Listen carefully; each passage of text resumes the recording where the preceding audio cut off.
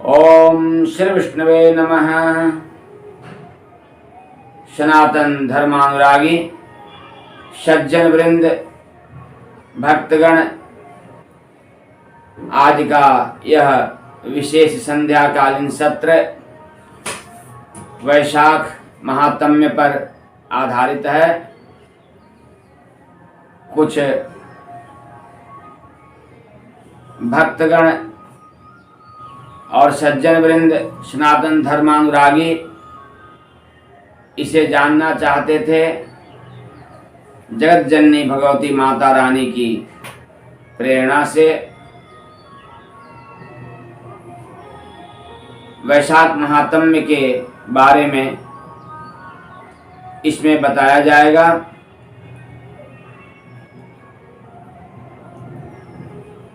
वैशाख का महीना हिंदू कैलेंडर के अनुसार दूसरा महीना है। चैत्र सनातन धर्मानुरागी भक्तगण सज्जन वृंद जो ज्योतिष शास्त्र के बारे में जानते हैं, उन्हें यह पता है कि वैशाख का महीना हिंदू कैलेंडर में दूसरा महीना है। यह बहुत ही पावन है, पवित्र है और इस माह में यदि कुछ कृत्य पुण्य कृत्य किए जाएं तो वह अत्यधिक फलीभूत होता है। इस महीने में कुछ ऐसे कार्य हैं जिसे करने से प्रारब्ध में किए हुए पाप कर्म का भी नाश हो जाता है और पूर्ण फल की प्राप्ति होती है।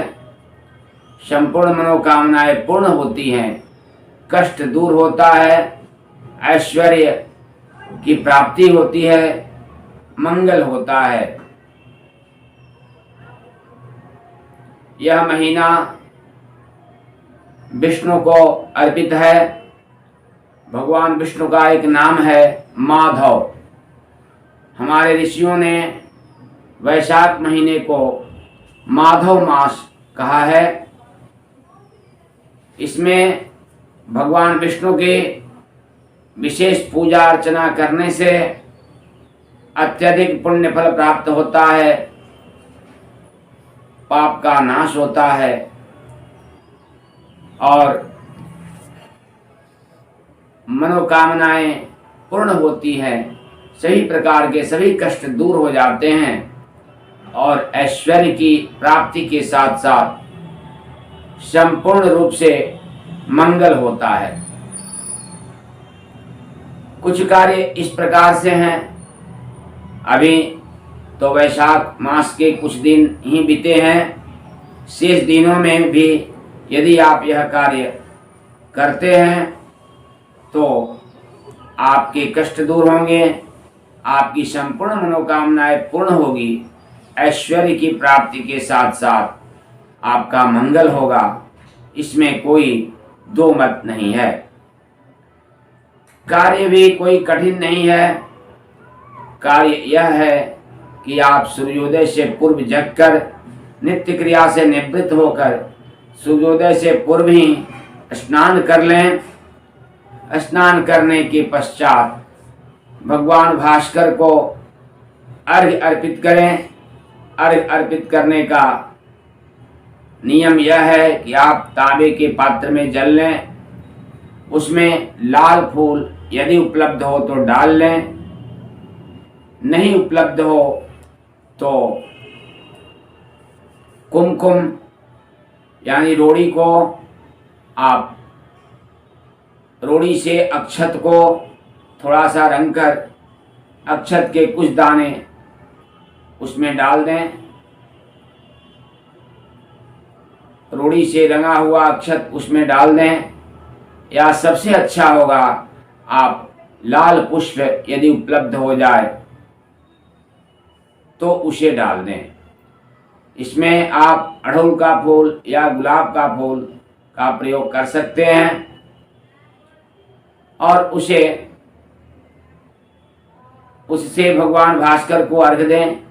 यदि कुछ भी नहीं मिले तो आप तांबे के पात्र में जल लेकर ही केवल भगवान भास्कर को अर्घ दें, उन्हें प्रणाम करें। और यह कार्य नियमित रूप से प्रतिदिन कम से कम वैशाख महीने में, पूरे महीने में अर्थात पूर्णिमा तक अवश्य करें। साथ ही इस माह में आप अभक्ष्य चीज़ों का खाना बंद रखें। यदि खाते हैं तो, नहीं खाते हैं तो बहुत ही अच्छा है। शुद्ध सात्विक भोजन लें,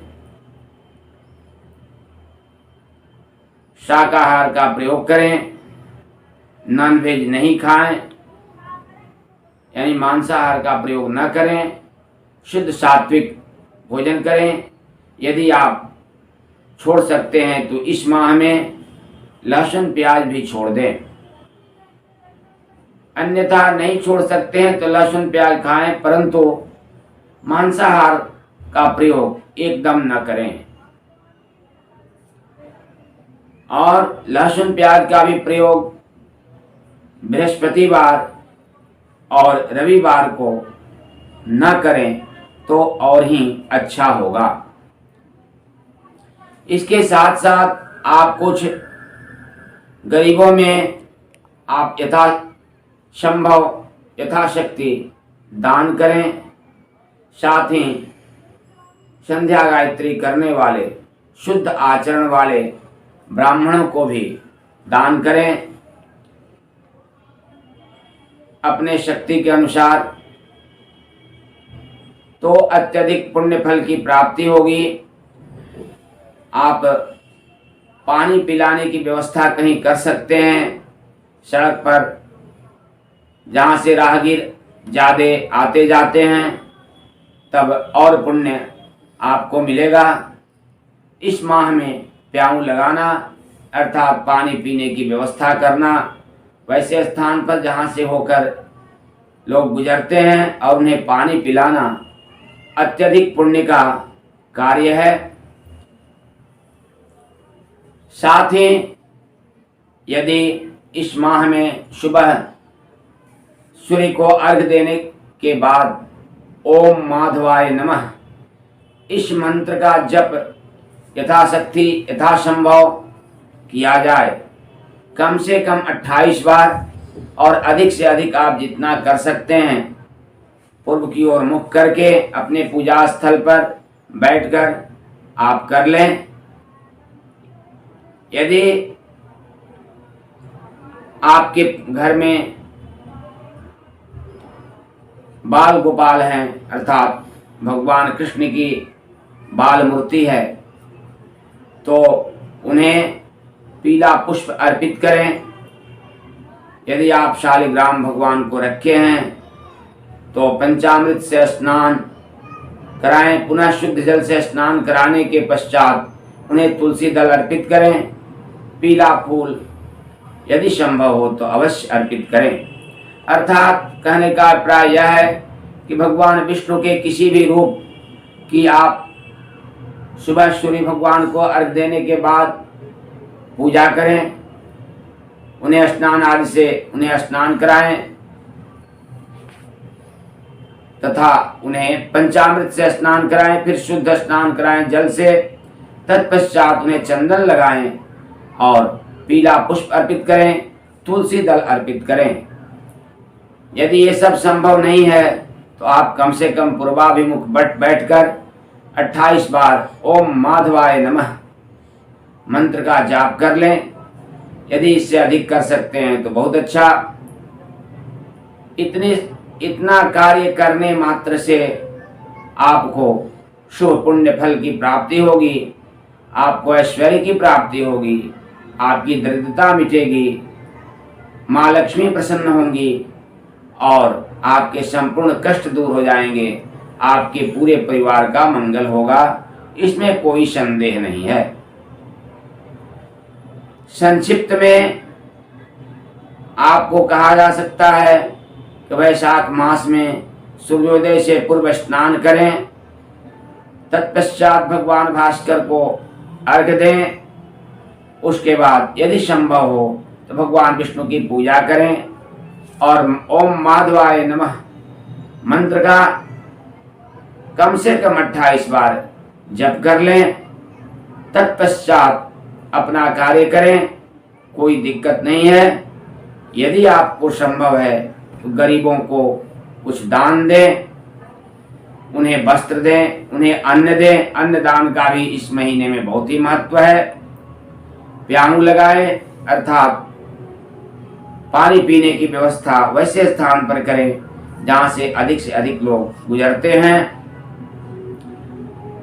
पूज्य ब्राह्मणों को जो कि सदाचरण करते हैं, संध्या गायत्री करते हैं, उन्हें भी आप दान स्वरूप यथाशक्ति दे सकते हैं। अन्न या जल का दान कर सकते हैं, अन्न का दान कर सकते हैं या वस्त्र का दान कर सकते हैं। ऐसा करने मात्र से आपको धन ऐश्वर्य की प्राप्ति होगी, इसमें कोई दो मत नहीं है। यदि इसमें से आप कुछ भी नहीं कर सकते हैं तो सूर्योदय के पूर्व अवश्य स्नान कर लें और यथासंभव आप ओम माधवाय नमः मंत्र का जप कर लें और सूर्य भगवान को अर्घ दे लें। ये 3 कार्य आप कर लेते हैं तो भी आपको अत्यधिक पुण्य फल की प्राप्ति होगी। इस वैशाख महीने में एक भी पुण्य कर्म करना 1000 पुण्य कर्म के बराबर आपको फल प्रदान करेगा, इसमें कोई दो मत नहीं है। स्कंद पुराण में कहा भी गया है, न माधव समो मासो न कृतेन युगम समम न च वेद समम शास्त्रम न तीर्थम गंगया समम। अर्थात वैशाख मास के समान कोई महीना नहीं है